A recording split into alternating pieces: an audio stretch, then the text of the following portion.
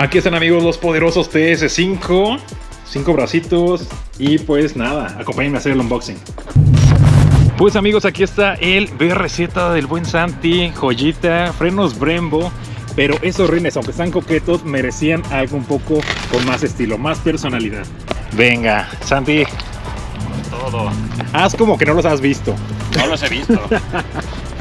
Mira nomás, unboxing. Me encanta este capuchón chido que viene aquí. Bien protegiditos. Uy, joya. Ahorita los vamos a comparar con los T6R. Vean esto. A ver el tapón. A ver qué tal bien. Negrito, coqueto. Vean esto, amigos. Ahorita los vamos a presentar como el simulacro.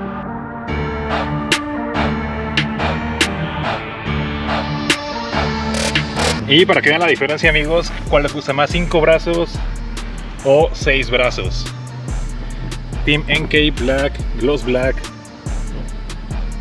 Están muy chulos. Venía haciendo drift.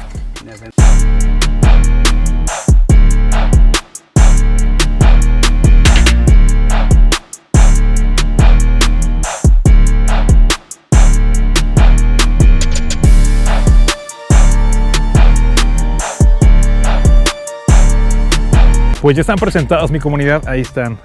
TS5, joyita, 10 de 10. Y próximamente ya lo estaremos montando y haremos videito de nuevo. Pero bueno, toma épica de despedida, BRZ, cajuela abierta. Y vean, apenas ahí está.